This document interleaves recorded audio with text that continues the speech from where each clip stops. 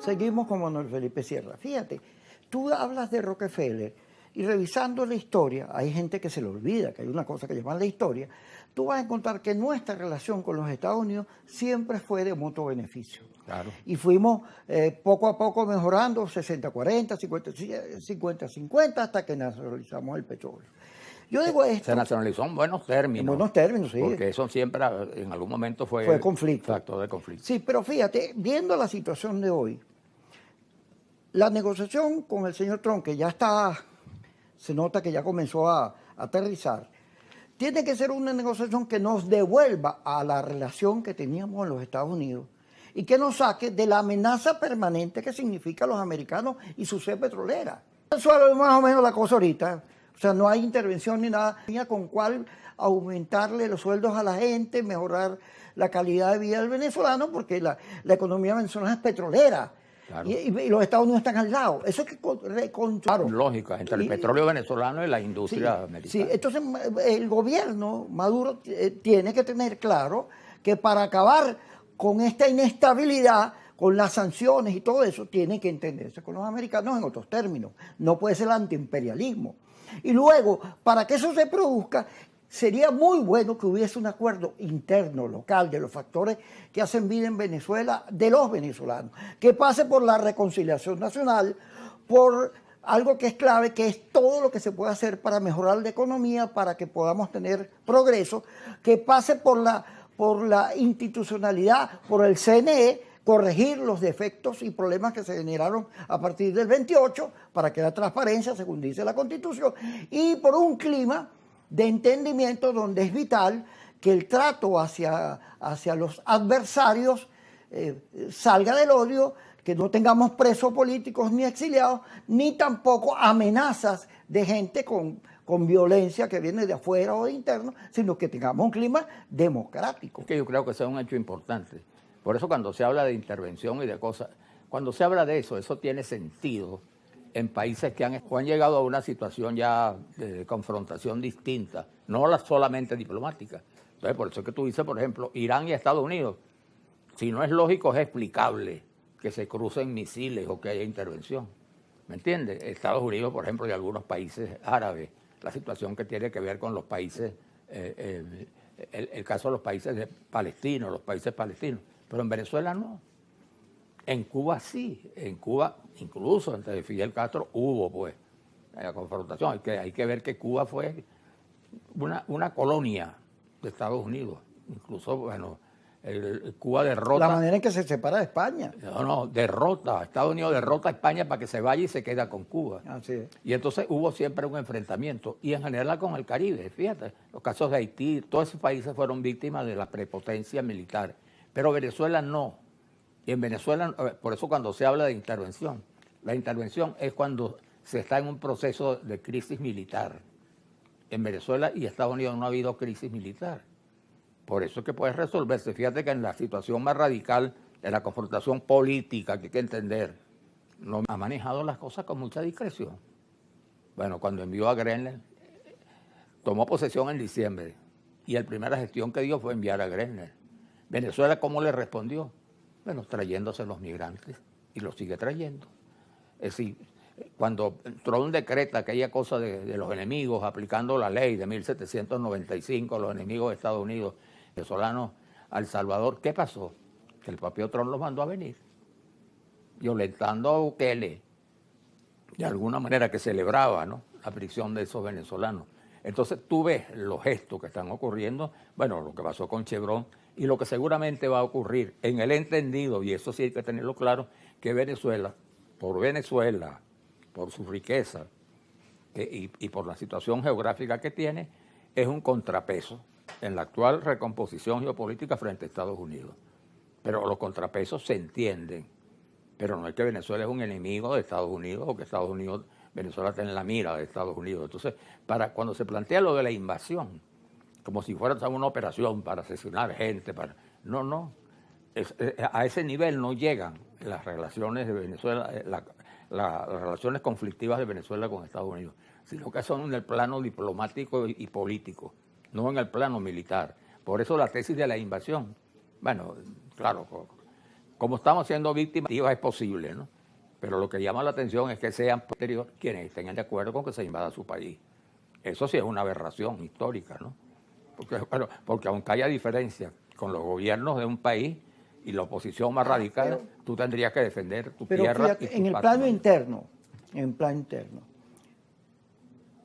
el hecho que haya una gente que quiere un golpe militar, una invasión, unos tiros, ya eso fija una posición de deslinde en términos democráticos, porque eso no es democrático. Claro que no. Eso no es un planteamiento democrático. Entonces yo puedo pelear lo que sea. A mí no me gusta el gobierno. Yo quiero cambiar el gobierno. Claro. Yo quisiera una cosa amplia, cosa de reencuentro que podamos producir y todo. Pero el gobierno existe y es una realidad. Tú no puedes seguir amenazándolo porque entonces te quedas en el conflicto. ¿Quién tiene que ceder? Los que hacen política, que tienen que salirse de un juego que tiene 26 años produciendo resultados iguales. Si eso no pasa, pues tú no solo estás alimentando los odios y la posibilidad. En los estudios que hace y que publica el New York Times, el ejército americano, la invasión produciría casi que la disolución de Venezuela como resultado, como pasó en Libia. Entonces, ¿cómo puedes pedir tú eso? ¿Cómo que, estamos mal? Sí, pero se puede poner peor con presidentes, sino que han sido contra un país, ¿me entiendes? Por razones que sean, ¿no? Las razones que estuvieran en juego. Pero no era porque tú puedes sacar un presidente y con eso resuelves el problema del país. Bueno, si te instalas aquí, si vas a gobernar y te vas a apoderar del país, sí, pero ya esa no es una intervención para a favor de Venezuela, sino contra Venezuela y no contra un presidente determinado. Ahora, fíjate, Estados Unidos, con todo lo que tuvo figuras como Martin Luther King, como Clinton, que es un enorme respeto, como el propio Reagan, que fíjate, o Nixon, que entendieron la relación con China. Ahí hay un liderazgo inteligente, respetable y todo eso, que tiene que entender que Venezuela no es un problema de Maduro, porque cuando tú dices que los venezolanos son unos delincuentes, que el tren de Aragua, que son brutos, que lo mandaron allá para fregar, que es una bacteria terrorista, oye, nosotros no somos así. Claro. Tienen que respetarnos como país. Claro, yo creo que ese escenario, bueno, seguirán algunos, confrontación diplomática, la diplomacia de micrófono que llaman, pero creo que no está planteado de manera racional la posibilidad de una invasión de Estados Unidos a Venezuela. Y el hecho que lo diga su ministro del departamento, bueno, es más que suficiente. No tiene por qué decirlo Trump, que de alguna manera lo ha sugerido. Porque no hay que olvidar una cosa, Kiko, que es importante tenerlo como principio. La diplomacia no se escribe ni se habla, se hace.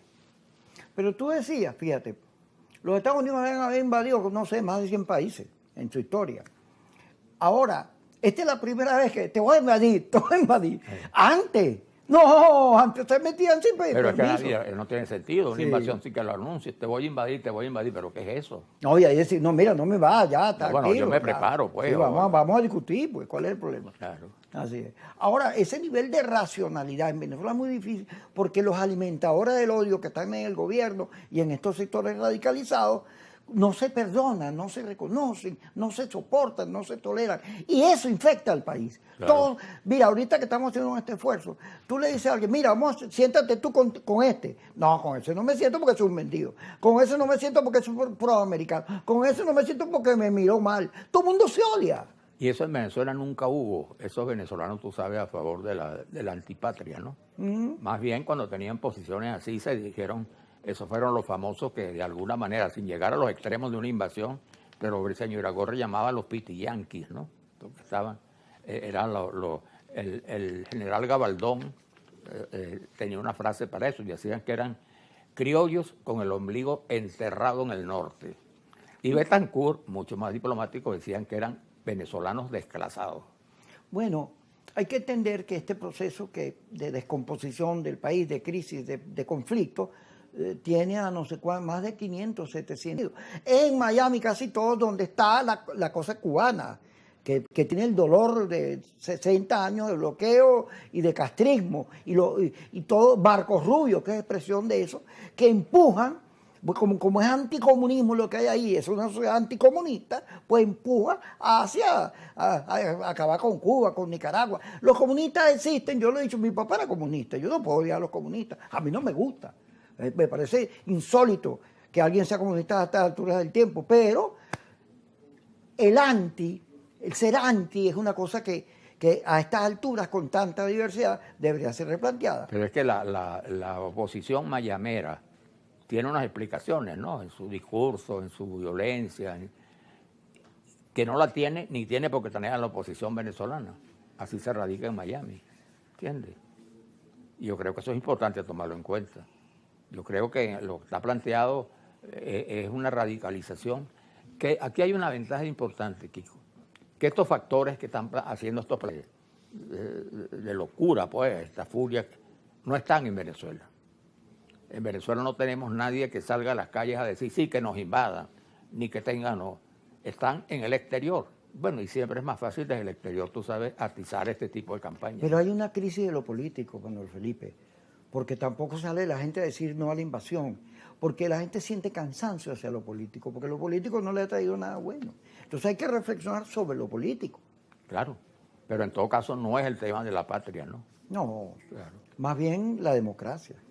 Claro. Gracias, Manuelito. No, gracias a ti. Se te agradece. Bueno, ya sabes, cuídate un poco de esas campañas. No, Ya yo, te convirtieron en pero eso me lo han hecho varias veces, pero digamos, tú sabes que yo lo discuto mucho con Vicente Díaz, que es muy amigo mío, que él dice, me dice, bueno, pero esa gente que ataca no hay que hay que ignorarlo. Digo, no, eso lo decía Betancourt, a ti te atacan, responde, porque si no responde te queda la etiqueta, queda como que como te señalaron, ¿no? Hay que responder. Ahora, responder con argumentos. Lo que pasa es que esos laboratorios son... Mira, ayer agarraron en Brasil, Javier, está en las redes, un edificio completo lleno de celulares con una tecnología que vendían servicios para subir las canciones, los libros, los artistas, y era una estafa, eran puros bots y puro invento. Esa tecnología que hay ahí, que es la que tienen montado estos grupos, por eso son fuertes, hace creer a la gente que eso es verdad. Y son mentiras, Claro. como tú dices. Vivimos en la sociedad de la mentira. Entonces todo es una mentira. ¿Qué pasó? Sí. ¿Se quieren ir? Váyanse pues.